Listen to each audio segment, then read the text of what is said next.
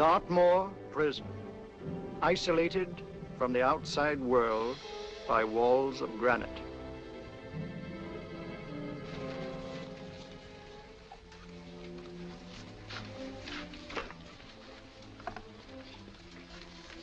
They say you could get out of here by merely telling what you know.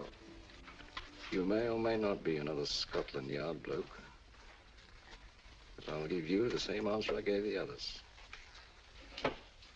I still have 2 years, 8 months, and 6 days left in which to make musical boxes. That'll be sold at auction for the benefit of this delightful sanctuary. And I intend to serve them.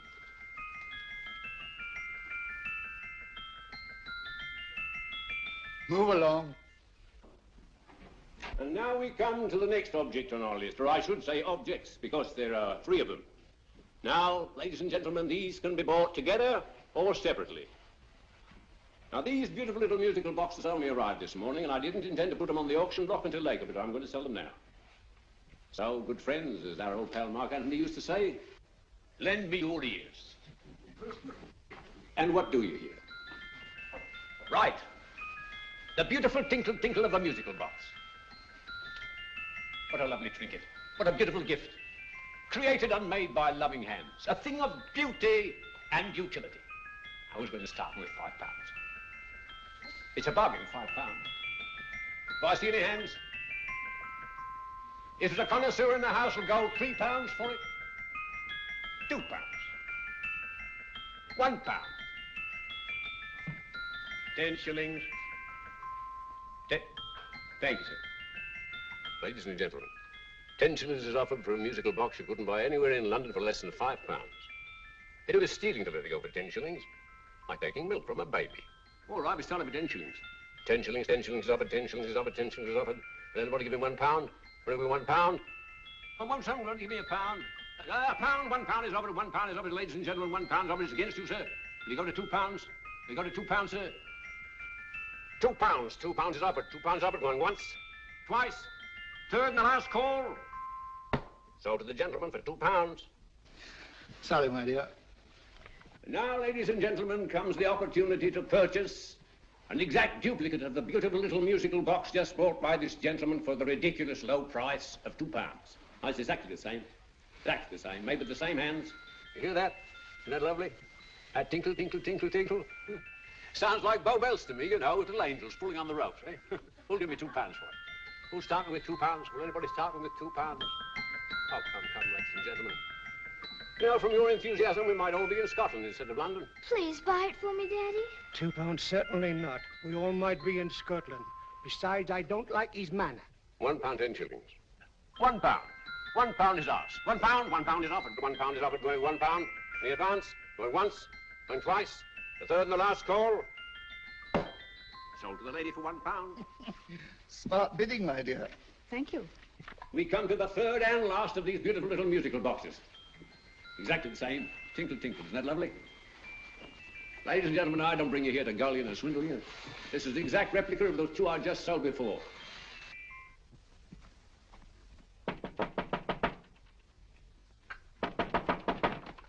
We're closed. But this is extremely important. Come in, sir, come in. I'm sorry to disturb you, but I was unfortunately delayed from arriving in time to bid on certain articles which I was rather anxious to obtain. Oh, perhaps they weren't sold, sir. We are carrying several things over. What might the articles be, sir? 3 identical musical boxes, about so large. Oh, I'm sorry, sir, but they were sold. Pity you weren't here to bid on them. They didn't bring anything like the real value. I'm most anxious to obtain them. I wonder if your records would show who the purchasers were. Oh, we don't usually give out that information, sir. For certain, shall we say, sentimental reasons, I'm most anxious to get in touch with the purchasers. I'd be willing to pay, shall we say, £5. Well, for certain sentimental reasons, sir, we'd be very happy to oblige. Alfred, today's sales. The 3 musical boxes. Musical boxes, oh. Ah, here we are.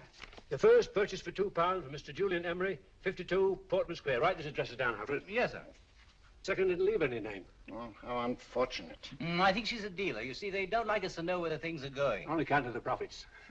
You say the second purchaser was a woman. Can you give me a description of her? Oh, she was a young woman, fairly tall, slender, had a light complexion and dark hair, and she was wearing A grey suit, don't you remember? That's right. She probably runs a gift shop. She paid £1. You say she comes here fairly frequently? No, I didn't say so. But she does, sir. Like as not, she'll come in on Thursday. We have sales on Mondays and Thursdays. Ah. And the third box? The third? Oh, Mr. William Kilgore, 143B Hampton Way. For 10 shillings. Quite a drop from £2. Mr. Kilgore was a Scotchman.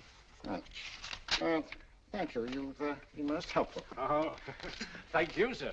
And any time you're passing, drop in. We always have lovely things for sale. How can't you? Thank you. I'll be back Thursday.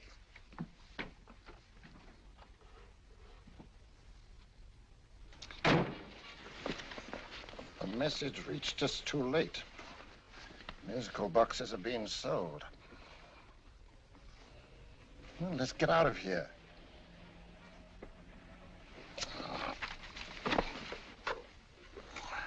Someday you'll go too far.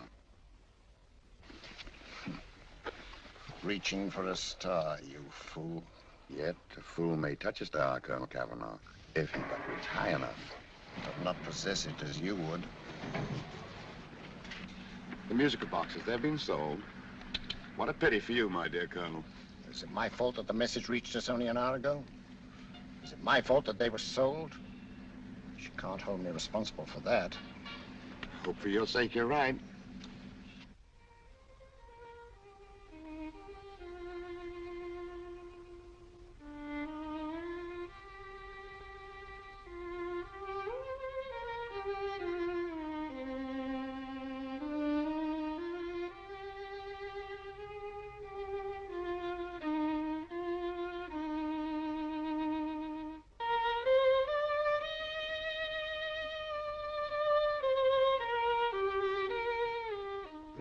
Upon you tonight at 7:45, a gentleman who desires to consult you upon a matter of the very deepest moment. Remember that letter, Holmes? It was written over 2 years ago. An interesting case, devilishly interesting. Irene Adler. What a striking-looking woman from the brief glance I had of her. Seems only yesterday. What charm. What poise, and what a mind. Sharp enough and brilliant enough to outwit the great Sherlock Holmes himself. I take it the new issue of the Strand magazine is out, containing another of your slightly lurid tales. Indeed. What do you call this one? I call it A Scandal in Bohemia. Not a bad title, eh? If you must record my exploits, I do wish you'd put less emphasis on the melodramatic and more on the intellectual issues involved. More on the what do you mean by that? Well, I do hope you've given the woman a soul. She had one, you know. By the woman, I suppose you mean Irene Adler. Yes. I shall always remember her as the woman.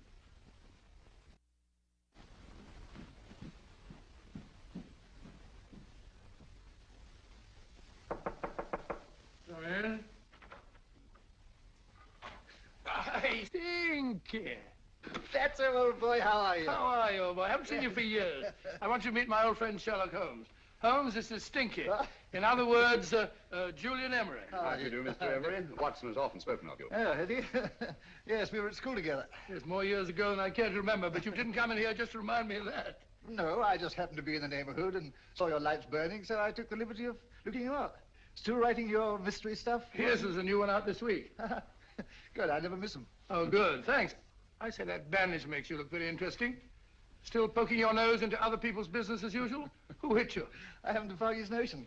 Somebody knocked me on the head in my own living room, and then proceeded to commit the most idiotic burglary you ever heard of. Fellow must have been balmy as a coot. Balmy? Why?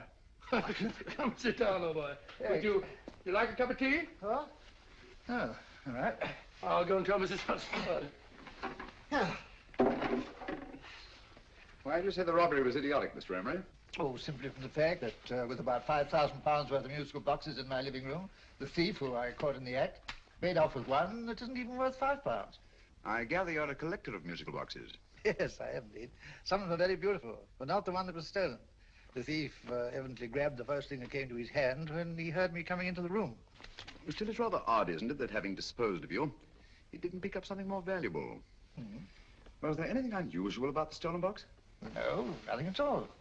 No, I picked it up in the south of France, several years ago. You say you have many valuable music boxes. And yet the thief made off with one that isn't worth £5. Sounds like rather an intriguing little problem. Well, I take it that he was just an ordinary petty thief and didn't know the value. That is a possible explanation, and yet I venture to say that the average petty thief has a more extensive knowledge of the value of object d'art than the average collector. Well, anyway, that's Scotland Yard's theory. They didn't get very excited about it. That's consistent anyway. I wonder if I might see your collection, Mr. Emery. Oh, of course you could, yes. Nothing a collector likes more than showing off his trophies. When would it suit you? No time like the present. Good. My place is just round in Portman Square. Shall we? Yes, right. Hello? Where are you going?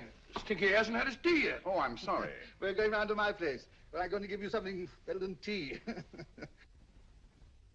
Now, this one was made for Louis XV, and is one of the very few still in existence from that period, and a particularly fine specimen at that. Charming, isn't it? Quite. They all sound to me like a lot of mice running about on a tin roof. I'm afraid you have no ear for music, Watson. Give me a good old band playing a rousing march. You'll have all your silly little tweets.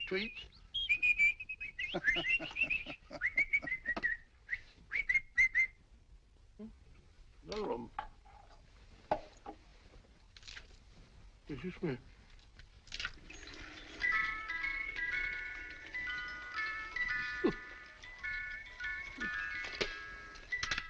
Stupid thing. Singing rabbit. What would you say offhand is the value of a box like that, Mr. Emery? Well, it's hard to say offhand, but I think we'll bring about £500 or £600 today. It's the gem of my collection. A thief who steals an oddity like a musical box passes up one worth £500 for one of almost no value at all. Odd. Very odd. What was the stolen box like, Mr. Emery? Oh, just a plain wooden box about so big. As a matter of fact, I have one over here almost exactly like it. I picked this up yesterday at an auction room in Knightsbridge. Paid only £2 for it. Of course, I wouldn't in the ordinary way add one like this to my collection, but the tune intrigued me. I'd never heard it before.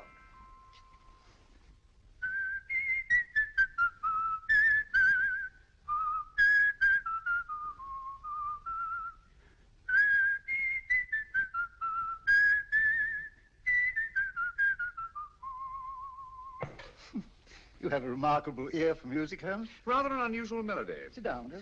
Thanks. You say you bought that box at an auction sale yesterday? Yes, the Gaylord auction rooms in Knightsbridge. Run by old, what's his name? Crabtree. That's the man. At what time was the robbery committed? Oh, about 3 o'clock this morning.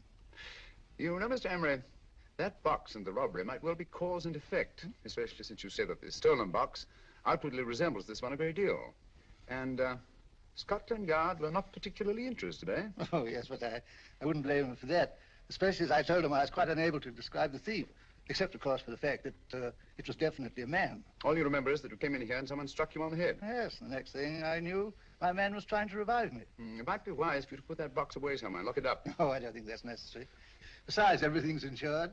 Well, at least if any further attempts at robbery are made, I'd suggest that you call the police, rather than running into any personal danger. Oh, come, Holmes, aren't you being a bit of an alarmist? Possibly. Well, Mr. Gray with old Stinky. Seems to me you are making rather a mountain out of a moleskin. Molehill is the word, old boy, and it's time you were in bed. Thanks so much for letting us see your place. Now the best, been glad meeting you. Holmes, I can't understand why you were so mysterious. Seems to me the petty thief explanation was the only sensible one. Really? I can't see how you can believe it was anything else. I didn't say I believed it to be anything else. The petty thief theory is the obvious one, I grant you. However, it's often a mistake to accept something as true merely because it's obvious. The truth is only arrived at by the painstaking process of eliminating the untrue. We are not able to do that in this case without further data. Rubbish, you're pulling my leg. You're trying to turn a tuppenny halfpenny robbery into an international plot. No, I'm not. I just hope that your friend Stinky is a little more cautious in the future, just in case.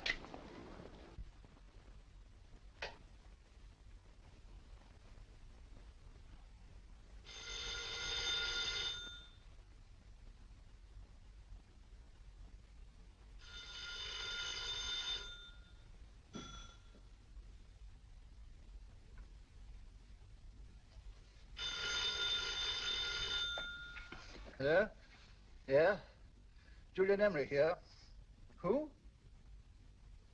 Why, of course I remember you, Mrs. Courtney. Yes, you're the one bright spot at that appallingly dull affair of Lady Sanford's. Huh? Of course it isn't too late to come round. Yes, I shall be delighted to give you a drink. I tell you what, come straight up and I'll leave the door unlatched. Right, well, 15 minutes? Good. I shall be counting each moment. No, I mean that, really.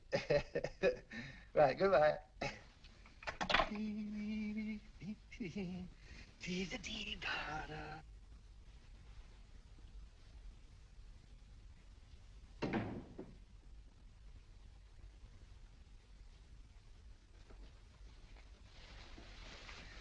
Boo!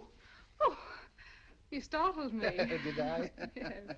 Must be the pixie in me. I know I shouldn't have called you so late, but I was at a party just around the corner, and I remembered your invitation to see your collection of musical boxes. My dear Mrs. Courtney, pleasure is all the greater for being so unexpected. My friends call me Hilda. Thanks. Mine called me Stinky. Stinky, how quaint. Oh, what a perfectly wonderful collection of musical boxes. You know, when you told me you had a collection, I had no idea it was so attractive. Yes. They appeal to the ear as well as to the eye. Oh, what a plain little one. Why, it looks just like a country cousin amid all this grandeur. No. You mustn't underestimate the country cousin. Only last night a burglar broke in here, and with all these to choose from, went off with one very much like it. Really? Yes, I don't mind the loss of the box so much, but I do resent this crack on the skull. But it makes you look so interesting. Oh, do you think so? Uh-huh. It's funny, that's what old Fatso said. Fatso? I mean, Dr. Watson. He was here this evening with a friend, Mr. Holmes. He's interested in my collection, too. Sherlock Holmes? Yes. Do you know him? I've heard of him. Yes, he seems to think I'm in some sort of danger. What a haunting tune. It takes me right back to my childhood. Really? You know, it's odd that you should be interested in that particular musical box. Odd? Why? Because Mr. Holmes is also interested in it. He may have been more interested in the tune than in the box. My dear, yes, that's right. I remember now. He whistled it note for note, having heard it only once. Really? He must be a remarkable man. Bit of an alarmist, if you ask me. Don't you believe in warnings? Of course not. Who'd want a box like that? I would. You're not serious. Oh, but I am. Well, you put me in a very awkward position. I'm a collector, you know. And the collector buys but never sells. But if the price were high enough... The price has nothing to do with it. It's the principle of the thing. Yes, well, we haven't had our drink. No, thanks. I must be getting along. Must you really? I'm afraid so. You're not walking out on me, are you? My reputation, Stinky. I say, you know, you are an attractive woman. Thanks.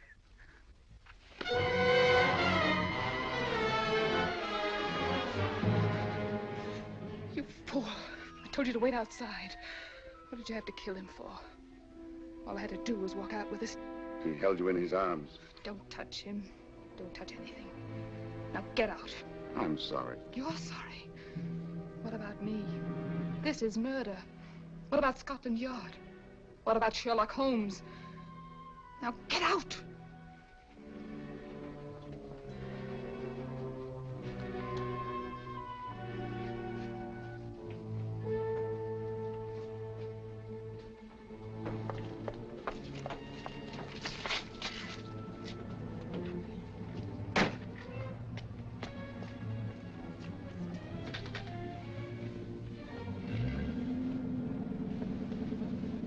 Did you get it? Good. Did you have any trouble with him? Just a matter of murder. Ah, Mr. Holmes. Hopkins. Thanks for coming so promptly. Inspector Lestrade suggested that I call through to you. Mr. Emery was the client of Mr. Holmes, Inspector. Indeed. You didn't mention that when I telephoned you, Mr. Holmes. Well, not exactly a client, Inspector. Sergeant Thompson? He was killed between the hours of 11 and 2 o'clock this morning, Mr. Holmes. Must have been someone he knew, someone of whom he had no suspicion. Poor old Stinky. It's all my fault. I should have prevented this. Well, there's no time to start talking about that now, Doctor. Apparently it's gone. That's the second attempt on the musical box that Emery bought at the auction sale. And this time it was successful. But that box was only worth £2. It was worth a man's life, Watson. I think we'd better pay a visit to Gaylord's auction room and that fellow Crabtree. Inspector, may I suggest that you make a complete search of this flat for a small, plain, musical box about that size? Thank you. Come on, Watson. You say the first box went to Mr. Julian Emery. The second to Mr. Kilgore, 143B Hampton Way. And the third to the unidentified young lady who presumably has a shop and lives near Golders Green. That's right, Mr. Holmes. Isn't it rather strange, Mr. Crabtree, that you should have had 3 identical musical boxes all playing the same tune? Where'd they come from? Dartmoor prison. Dartmoor? Here, we get a regular shipment from there every month. The inmates manufactured them. Well, they make all kinds of things, you know, pipe racks, waste paper baskets, musical boxes. Did you happen to notice if anyone showed any particular interest during the auction in the purchasers of these 3 boxes? Oh, come now, Mr. Crabtree. This is very literally a matter of life and death. Well, since you put it that way, Mr. Holmes, there was a gentleman came in here about an hour after closing time, and he was in an awful state, he was. He gave me £5 to tell him where the boxes had gone to. He said they had a sentimental value for him, sir. Expensive sentiment. Can you describe him? He was tall, distinguished looking, and he had grey hair and a moustache. He was quite a gentleman, sir. What was his reaction when you were unable to supply him with the address of the young lady who owned the shop? I told him the young lady usually come back on Thursday. He said he'd come back on Thursday. Now, that's tomorrow. Thank you, Mr. Crabtree. You've been very helpful. Thank you. Come on, Watson. Where are we going now, Holmes? We're home on Mr. Kilgore, the man who bought the 3rd box.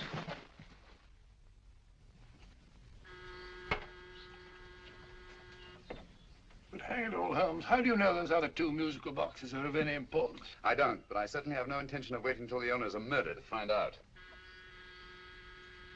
No one at home. I hope that's the explanation. I'll have a look through this window.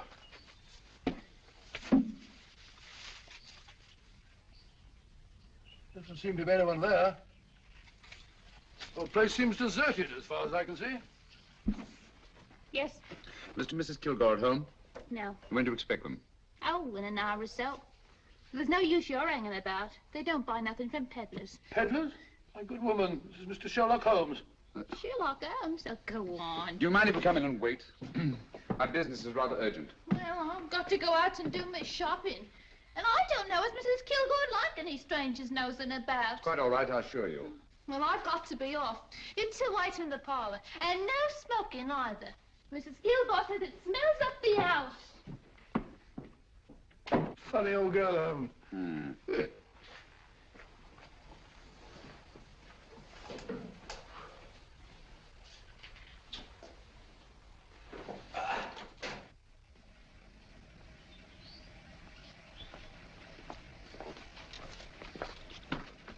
Park Lane. Park Lane? And what would the likes of you be doing in Park Lane? Now, don't worry about the fare, Ducky. If you knows how to get to Park Lane, up it.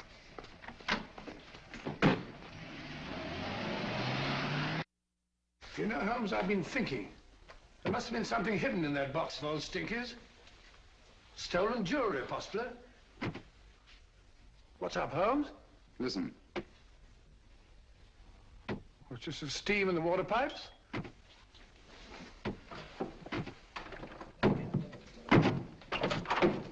Watson! Great Scott! Come on, Holmes. Get on the chair. All right, my dear. There. Now, don't worry. It's all over. There you are, dear. Don't cry anymore. She tied me up and shut me in the cupboard. I know. She won't come back. Did you show her your new musical box? Yes, she said she wanted to hear it play, and as soon as I showed it to her, she grabbed hold of me. I know. Now, don't worry. We'll buy you a new musical box. Yes, my dear, the best one in London. Watson. Oh, what a fool I've been. What do you mean, Holmes? She took the musical box out of this house in that market basket, right under our very noses. Why could the Kilgore charwoman want to take the music box? She isn't the Kilgore charwoman. She's a consummate actress. An extremely clever, unscrupulous woman who will stop at nothing. Take care of the child, will you, Wolf, till our parents get back. Explain everything to them. Of course I will. But, Holmes, where are you going? Somewhere, somehow. I must get to the young lady who bought that 3rd musical box before our opponents find out. I only hope that I won't be too late. Oh, no, darling. darling, you mustn't cry anymore. Now, cheer up. Would you like to hear old Uncle make a noise like a duck?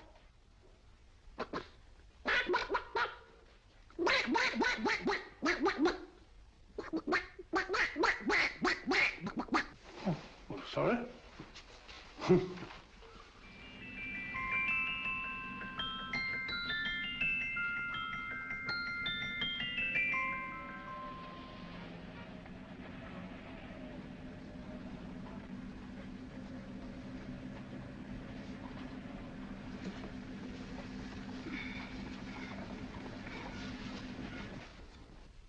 And now, ladies and gentlemen, how much am I offered for this beautiful lace Dresden china figurine? A lady of the French court. Now, this is the genuine article. What a beautiful ornament for your mantelpiece. Or you could use it as a centerpiece on the dining room table. Now, will somebody start me for £10? Will somebody start me for £10? £8? £7? All right, £5. £5 is offered, £5 is offered, £5 is offered, £5, 10, £5, 15, £5, 15. £6 is offered, £6, going once, going twice, the third and the last call will be all done. Sold to the lady from Twickenham for £6. Next, we have a real museum piece, ladies and gentlemen. A fine 19th century doll. The costume an exact replica of the holiday clothes worn by the Hungarian peasant women. Now, ladies and gentlemen, an article like this would cost you from £15 to £20 in a West End shop. I'm not going to ask for anything like that. Who'll give me £2 for it? £2. Does anybody offer me £2? £2 for the Hungarian? £2? £1. What? Anybody give me £1? Anybody offer me £1 for the doll? £1 is offered, ladies and gentlemen. £1 is offered. Now, I'm not going to waste your valuable time or mine in trying to get one half of what this beautiful doll is worth. If the young lady can steal it for £1, that's her good fortune.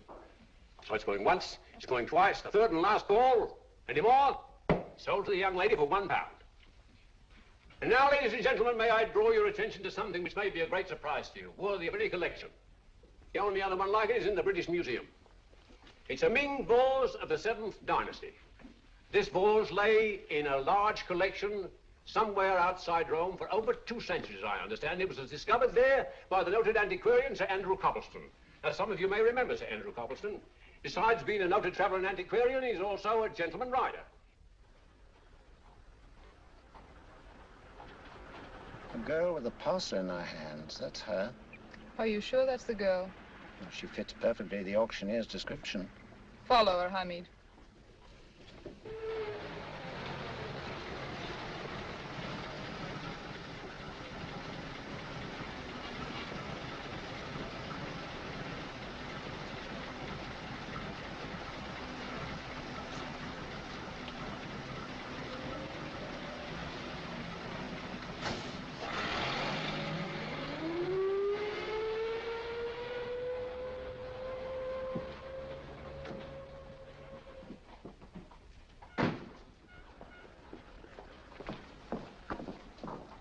It's lovely, dear. And only £1. We can get at least 3 for it. Easily. I'll go make some tea. I could do with a cup. Right. Good afternoon. Good afternoon. I'm looking for a birthday gift for a 7-year-old girl. What would you suggest? We have some lovely dolls. Now, this Hungarian I peasant... think she has enough dolls already. Books are always welcome. Well, I'm looking for something a little different. Oh, that's rather cute. What is it? Oh, that's a musical box. Children always love them. And this is an exceptionally nice one. It plays many tunes.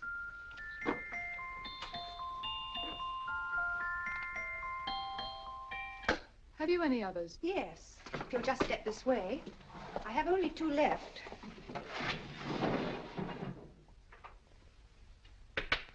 How nice.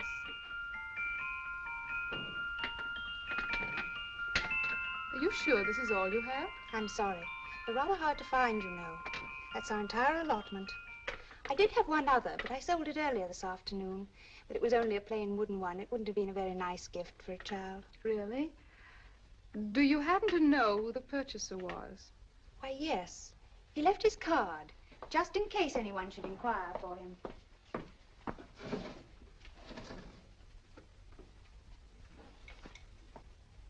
How interesting. I'm sorry, but I'm afraid I'll have to look a bit further. Thank you anyway. Good afternoon. Thank you.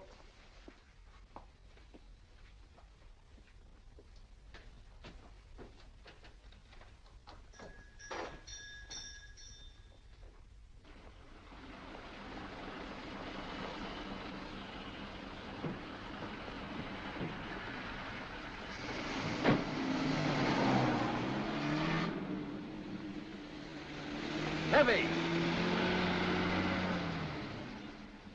Follow that cab. Here now, what? Scotland Yard. Hop in.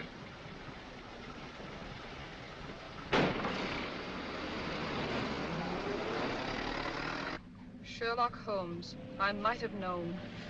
We thought we were the hunters, instead of which we're the hunted. We've been fools. We played right into his hands. Of course. He's had us followed. Don't look. The man in front of the toy shop. Hamid, turn sharp right at the next corner and again at the next.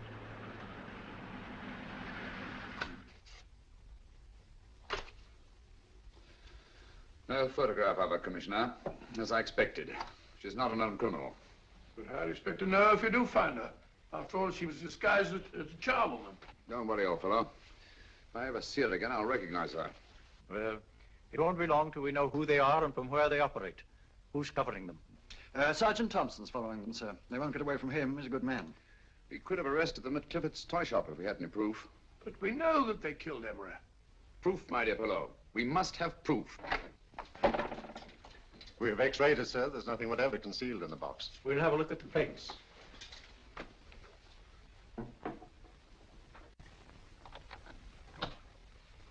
There must be some clue.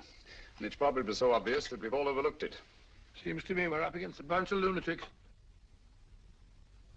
Not lunatics, my dear fellow. Extremely astute, cold-blooded murderers. Well, what can these little musical boxes have in them that's so important? Don't forget, they were made in Dartmoor prison. You can smuggle stuff into prison, but not out.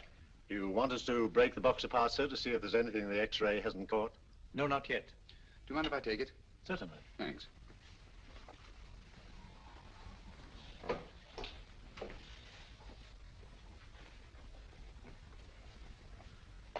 The governor of Dartmoor prison informed us, sir, in answer to Mr. Holmes' question, that all three musical boxes were made by the same convict, John Davidson, serving a 7-year term, sir. Davidson? The Bank of England plates. That'll be all. Yes, sir. Now we're getting somewhere. Wait a minute. How did you know about the plates, Mr. Holmes? I'm a student of crime, Inspector. I make it my business to know about such things. And when the name of Davidson was mentioned... Well, who is this fellow Davidson? As long as Mr. Holmes seems to know all about it already, I suppose there's no harm in telling you. 2 years ago in London, there occurred a robbery of such tremendous importance, although the stolen articles themselves have no intrinsic value whatsoever, that the Home Secretary was instrumental in seeing that not a word of it appeared in any newspaper. But you never told me anything about this, Holmes. You were away at the time. Articles of no intrinsic value and yet of such importance? I don't understand. Davidson was apprehended within 15 minutes of committing the theft. But by that time, he'd hidden the articles in question and they've yet to be found. Before going further, Dr. Watson, I must inform you that this matter's not to be mentioned outside of this room. Of course not. Do I look like a man who'd gossip? Let's not go into that now, old fellow, shall we? Davidson had been employed for years in a position of extreme trust by the engravings department of the Bank of England. The articles he stole were nothing less than a complete duplicate set of plates for printing £5 notes. What? The Bank of England's own plates?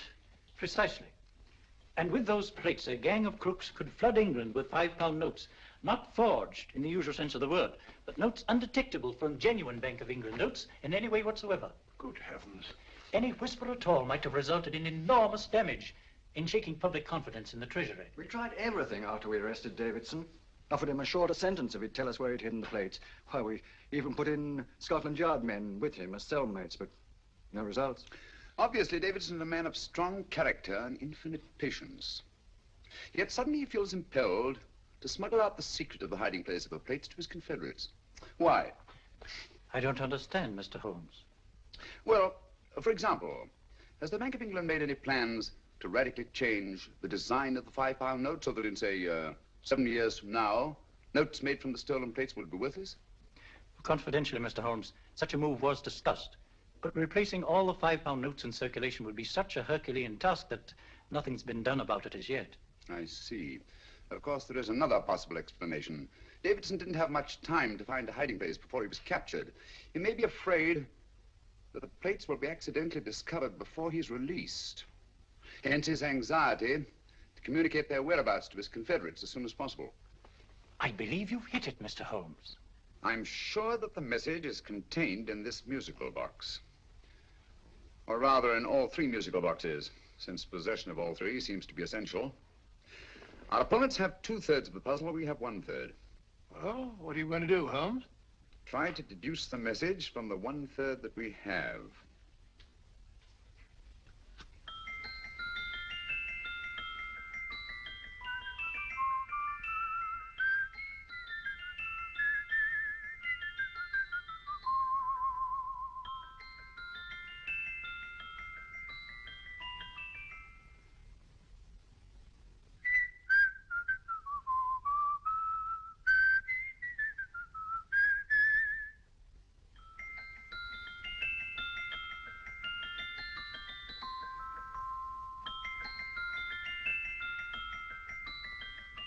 It's the same tune as the one played by Emery's musical box. And yet it's different. Sounds the same to me. The tune. Somehow the tune is the key to the mystery. It must be the tune. Otherwise, why use 3 musical boxes to convey the message? Why not collar boxes or shoe boxes? Yes? Oh. It's for you, Inspector. Oh, thank you, sir. Inspector Hopkins speaking. What? Where? Golders Green Station reports they've just found Sergeant Thompson's body. From the tire marks on his clothes, he was apparently run over by a taxi. What an unfortunate accident. Not an accident, my dear fellow. I'm afraid it's murder. Oh, you never know just who you're going to meet when you're walking down a busy London street.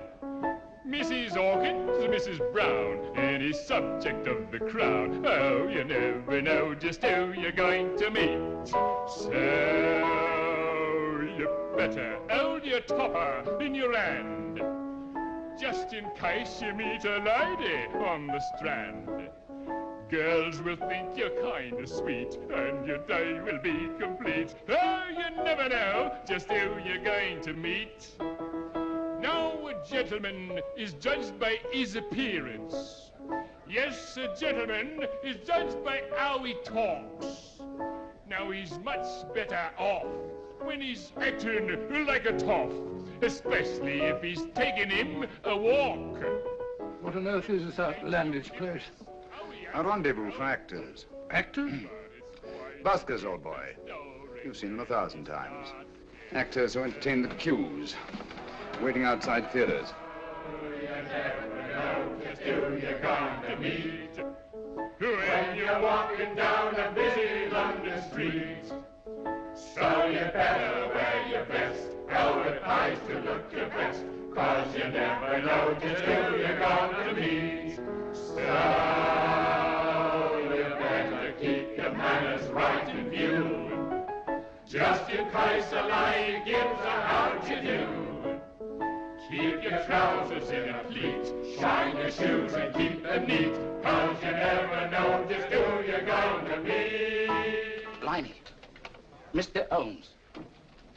How are you, Joe? Never met him. And yourself? Fine, thank you. I want you to meet a friend of mine, Dr. Watson, Joe's sister. Oh, well, any friend of Mr. Holmes is a friend of mine. Hi, Joe. He did me a good turn once that I'll never forget. Yes, I cleared Joe of a most unpleasant charge. Murder, no less. Oh, really? By proving to the satisfaction of the police that he was busy at the time blowing open someone's safe. That's right, Governor. Good gracious me. Joe, now you can help me. Come on, buzz off, buzz off. Come on, up it, up it. Can't a gentleman have some peace and quiet around here? And you too. There you are, Mr. Holmes. Now we can have some peace and quiet around here. Thank you, Joe. There's £5 in this for you. Well, I wouldn't want to take it on myself, sir. But I can get somebody to do it for you for half of that. You don't know what the job is yet. For £5? Murder, ain't it? What? No, Joe, not murder, just music. I want you to identify a song for me. Oh, there ain't a song that's been written that I don't know. That's why I came to you. Now, of course, the violin is more my instrument, but, oh, well, here we go. Now, listen to this, Joe.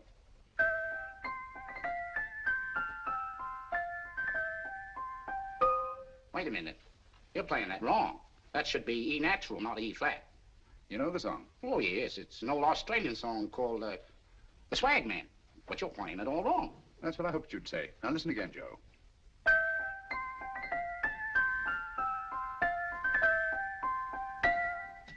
That's the same tune, all right. But you're making different mistakes than you did the first time. No, not mistakes, Joe. Call them variations. Here, play the song for me, will you, the way it's written.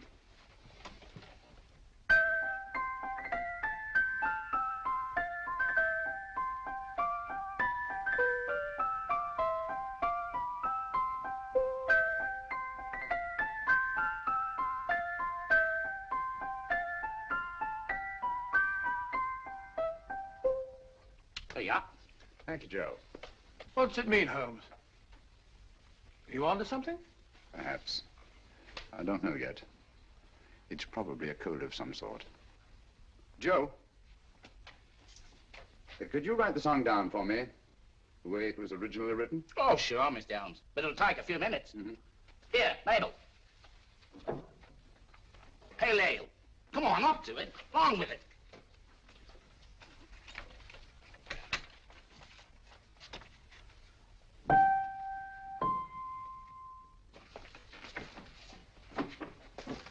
Well, obviously it isn't the lyrics. No combination of those words made any sense at all. The variations in the way Emery's musical box played the tune are different from the variations in the one we have. You sure? Quite. You see, I took the trouble to memorize the tune as played by Emery's box that night we were with him in his flat. Holmes, you amaze me. Elementary, my dear fellow. One of the first principles in solving crime is never to disregard anything, no matter how trivial. But why the 3 boxes? Why not 1? Because the message was obviously too long to be conveyed by any one variation. Then there's the 3rd box, the one that woman took from the Kilgores. That contains yet another set of variations. Yes, well, it's all beyond me. Well, all we have to do now is to find the secret of the variations. Not a very easy problem to solve, my dear fellow. Hello. What's up? We've had company.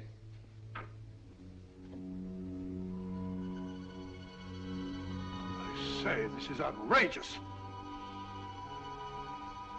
Ask Mrs. Hudson to come in here, will you? Right.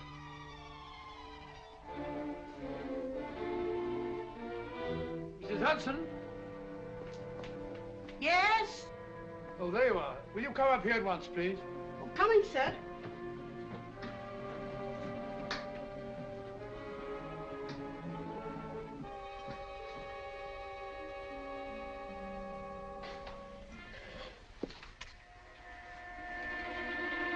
Mercy me, Mr. Holmes. What has happened? Who called while we were out, Mrs. Hudson? Just a young lady. The one who said you wanted her to wait for you. And a nice-looking old gentleman with Our her. friends again, Watson. Friends? What did the young lady look like? Oh, I couldn't see her face. She had a heavy black veil on. But she had such a nice way with her. Oh, I'm sorry, Mr. Holmes, if I've done anything wrong. But you did say I should always let clients come in and wait for you. Don't worry, Mrs. Hudson, don't worry. You had no way of knowing. It's quite all right, quite all right. Now, don't worry, Mrs. Hudson.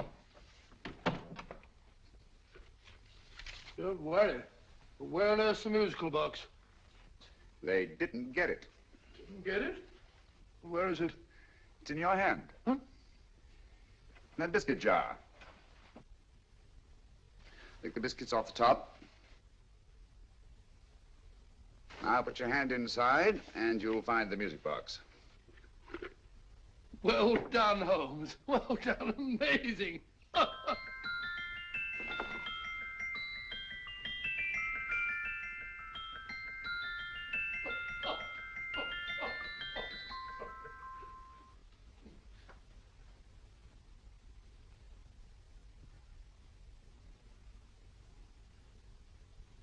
Phew.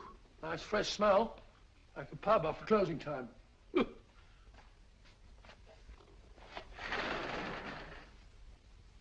I say, Holmes, What? it's morning. Allow me to congratulate you on a brilliant bit of deduction.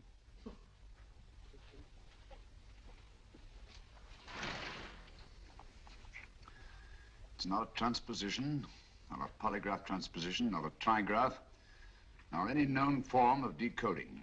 How about the Morse code? Have you tried that? Yes, at about 3 o'clock this morning. I'm sorry, old man. I was only trying to help.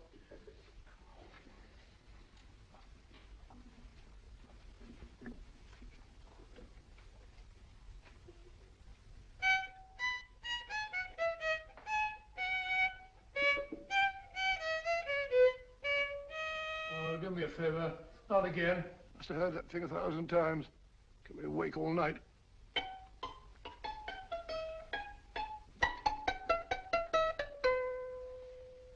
Not a very distinguished composition, I grant you. You know perfectly well I don't know one tune from the other. When I was a kid, my people tried to have me taught the piano. I've always felt sorry for that old teacher of mine. The poor old girl finally reached the point of numbering the keys for me. 1, 2, 3, 4. Even then, I never progressed beyond... Numbering the keys, Watson. The 19th key of the keyboard is the 19th letter of the alphabet. S. Here. Write it down when I give it to you, fellow, will you? The first altered note. Write S first. Now, the 8th key is H. The 5th key, E. The 12th key, L. The 6th key, F. S-H-E-L-F. Shelf. Your piano lessons were not in vain, old fellow. You've solved it. Thank you. Oh, thanks, old bean. Hold it. We now have 2/3 of the message. Behind books, third shelf, secretary, Dr. S. Presumably, these are the first and second portions of the message. And this gang has the first and third parts of it. Precisely. Then it's a stalemate? Yes, Commissioner, but we can't leave it like that. There's no doubt in my mind that they'll try to secure our third of the message that's missing. Well, I assume you've taken every precaution to guard the Clifford music. Oh, yes, it's carefully hidden at Baker Street with Dr. Watson on guard. However, I'm reasonably certain that, difficult as it may be, we can find the plates even without the missing part of the message. Behind books, third shelf, secretary, Dr. S. Well, outside of the fact that Davidson hid the Bank of England plate somewhere in London, Mr. Holmes, I don't see that we've progressed at all. Allow me to point out to you, sir, the key words, Dr. S. It looks as if the plates were hidden in the house of the doctor. Whether S stands for his first or last initial remains to be determined by a process of elimination. Well, there must be 10,000 doctors in London with S for a first or last initial. Precisely. And every one of them will have to be questioned in person. That's why I say this is a task for Scotland Yard. It's a task, all right. But Scotland Yard has searched worse haystacks and found a needle. Well, for the time being, I'll leave the matter in your hands, gentlemen. We'll call you if and when we get a lead on our mysterious Dr. S. Thank you. In the meantime, I intend to follow up a little clue concerning a cigarette.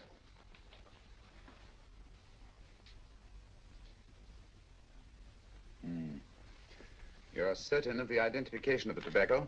Absolutely. I have made up this special blend for only 3 customers. It is almost pure Egyptian, with a mixture of lactic for added body, and a pinch of perique.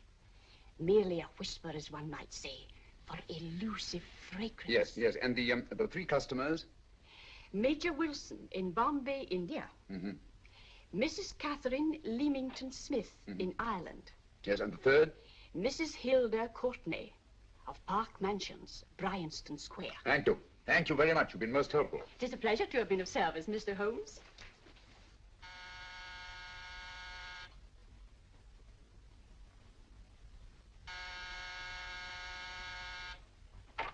Yes? Mrs. Courtney? Yes. My name is Sherlock Holmes. Oh, do come in. Thank you. I've heard of you, of course, Mr. Holmes. I believe we have a mutual friend in Sir Edward Brookdale. He's spoken to me of you quite often. Indeed. And to what good fortune am I indebted for this visit? I think you know Mrs. Courtney. Well, I did get a summons for speeding last week.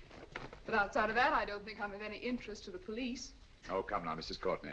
You seem to forget that you and I have met before. I'm sorry. I'm sure I would have remembered meeting the great Sherlock Holmes. Please sit down. Thank you. You say we met before. Yes. At the home of Mr. and Mrs. Kilgore, 143B Hampton Road. Kilgore?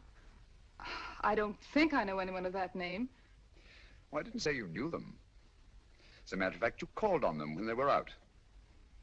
I don't understand, Mr. Holmes. Really? And you were dressed rather differently. Indeed. Cigarette? Thank you.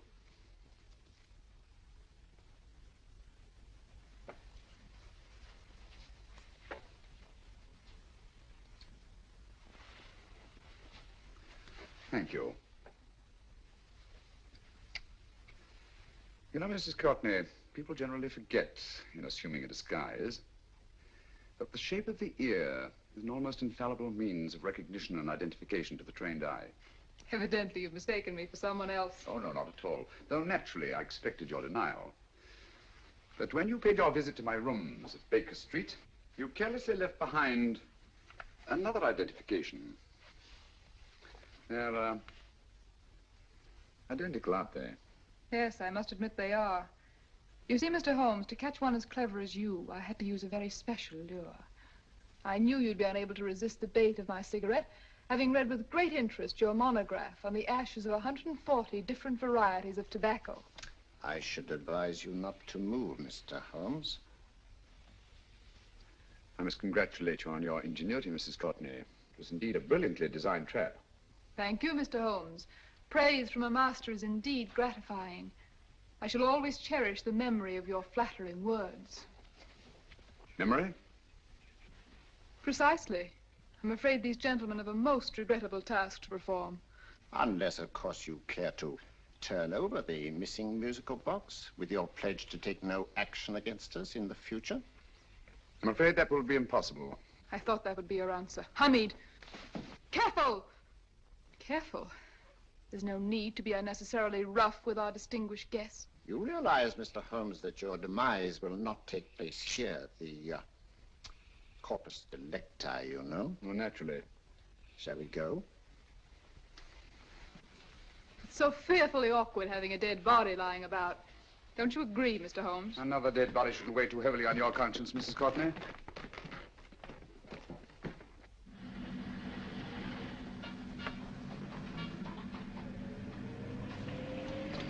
Do you mind if I have a cigarette? Don't see why not.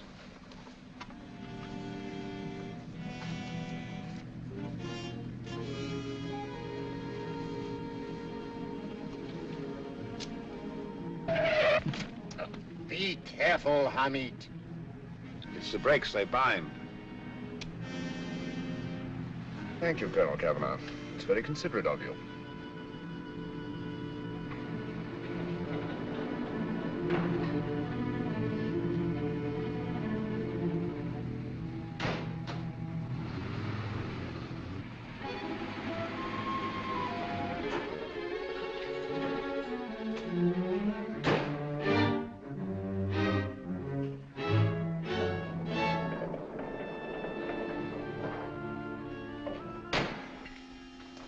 You'll be happy to know, Mr. Holmes, that your death will be a painless one.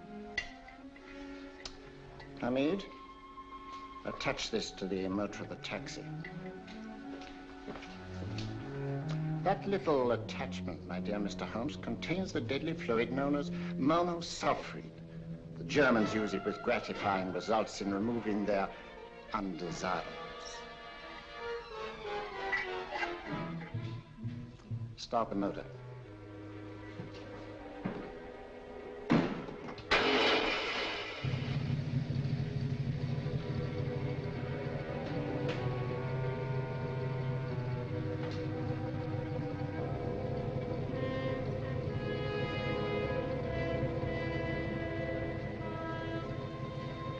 Tape his mouth.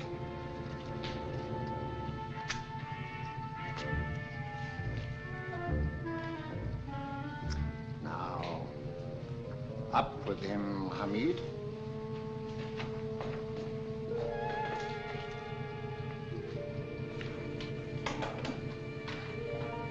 You find yourself like Muhammad's coffin, Mr. Holmes, suspended between heaven and earth. Plenty of fuel in the tank? Good. It would be too bad to have anything go wrong through so simple an oversight.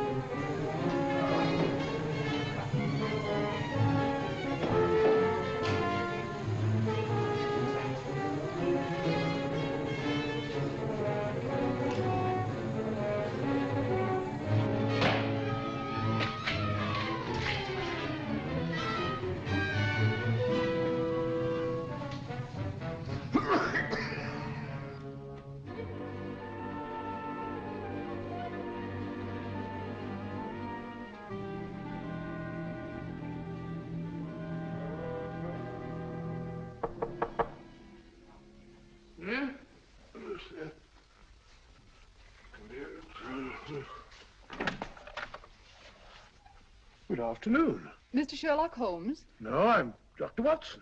Oh, of course, Dr. Watson. How stupid of me. Oh, so stupid of me. Won't you come in? Well, I really came to see Mr. Holmes. Oh, I'm afraid he's out. I don't know when he'll be back. Perhaps there's something I can do. Won't you sit down? Thank you.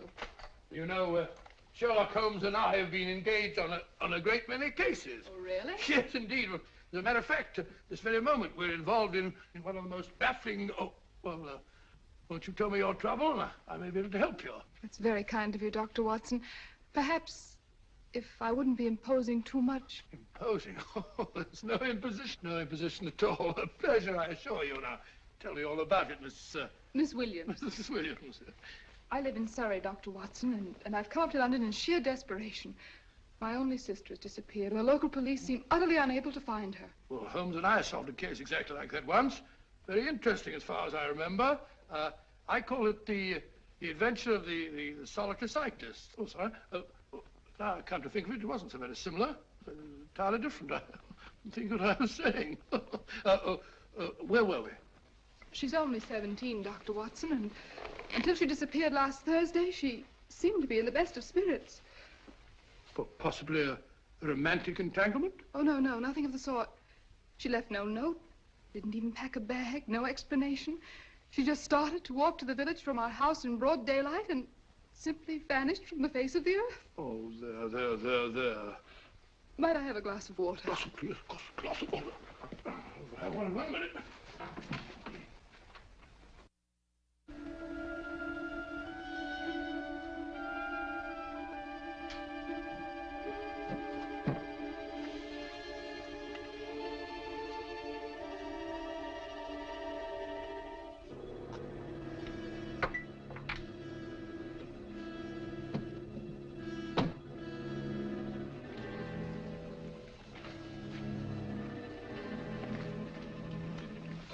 There you are, my dear. Thank you, Dr. Watson. No, you're not to cry anymore. You must pull yourself together. Oh, I feel much better already knowing that you're going to help me. Oh, Dr. Watson, look! Good heavens! Oh. Get through the fire brigade, quickly! Haven't you a fire extinguisher? By Jove, we have in the kitchen.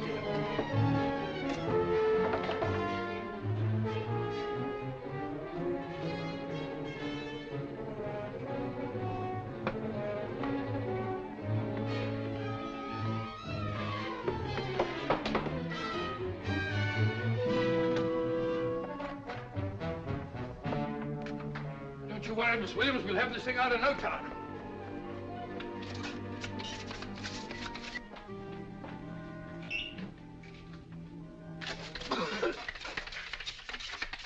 That's got it. Get some air. Well, you see, there was no need for the fire brigade after all. I hope you weren't too frightened, Miss Williams. Oh, gone. What's the trouble with them? They always lose their heads in an emergency. Well,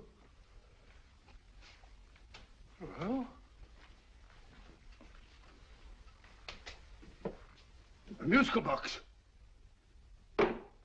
Great Scott! Miss Williams!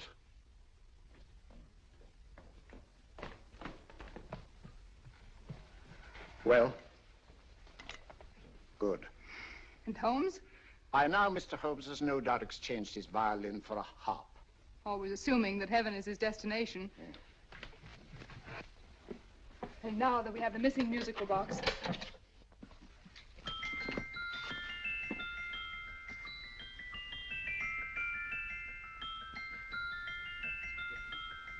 Nineteenth note. 19th letter. Yes. He hasn't been there, you say? Holmes, where on earth have you been? I've been trying to get you at the club, at Scotland Yard, all over London. You were looking for me in the wrong places. Holmes, terrible things happened. I've been duped. That woman, she made a complete fool of me. Well, what do you mean? Well, she came here, let off a smoke bomb. I thought the whole place was on fire, and my first thought was to save the musical box. No need to say any more. She has the box. Yes. Don't blame yourself too much, old fellow.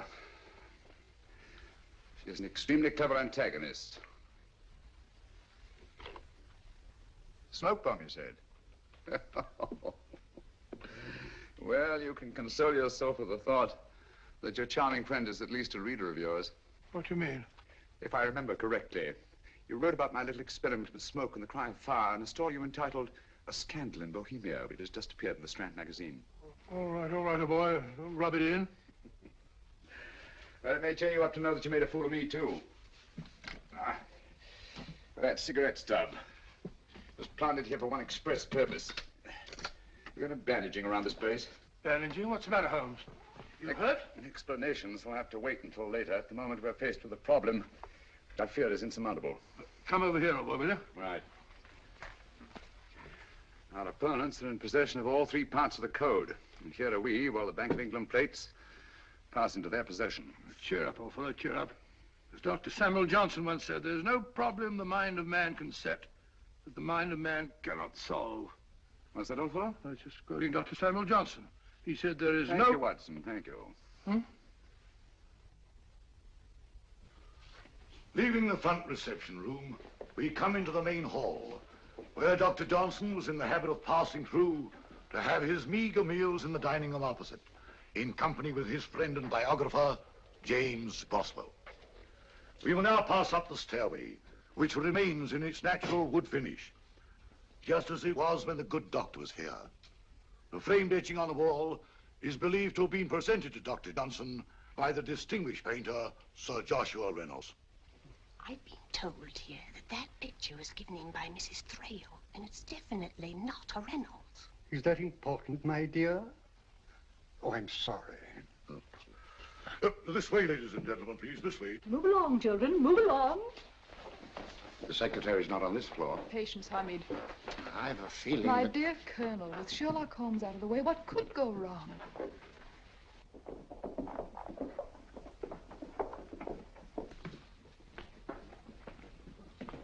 And here we have the Garrett Library, in which Dr. Johnson wrote his famous dictionary, and in which you will see also many of the great man's books and other items of interest. Step forward, ladies and gentlemen, please, step forward. Standing in the corner is the secretary, which contains many of the original works by the literary genius. On this table, Dr. Johnson's cat, Hodge, used to sleep while his master worked. A strange thing about this cat, ladies and gentlemen, was its love of oysters. They do say that the dear doctor often went hungry to find the cat that delicacy. What a pity. Now we will visit the grey room, which is immediately below us, in which you will see the very bed in which Dr. Johnson died. What did he die of? Gout. Just gout. This way, ladies and gentlemen. Mind the steps, please.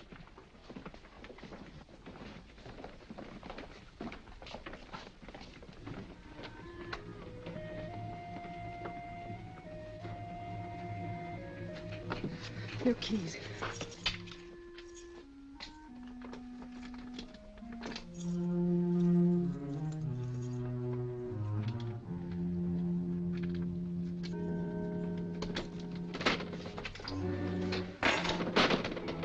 Third shelf up.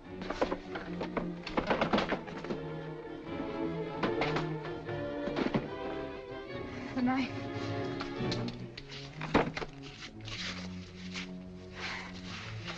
Gentlemen, the Bank of England plates.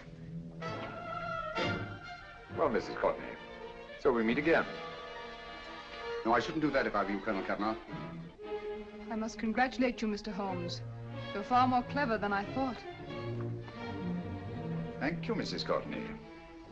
Praise from you is indeed gratifying. I shall always cherish the memory of your flattering words. Memory? Oh, thank you. And now I have a most regrettable task to perform.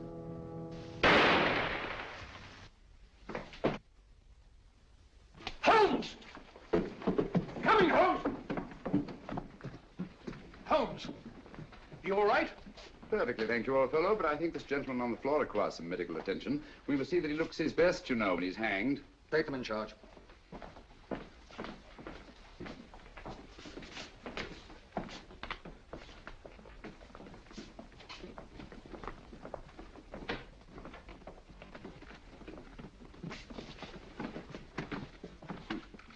A brilliant antagonist. It's a pity her talents were so misdirected. Will you see that these plates are returned to the Bank of England, Inspector? I still don't understand how you solved it, Mr. Holmes. It's entirely due to Dr. Watson. He gave me the clue when he mentioned Dr. Samuel Johnson. Well, congratulations, Doctor. Oh, thank you, Inspector. I don't think I'd have done it entirely without Mr. Holmes's help, you know. Oh.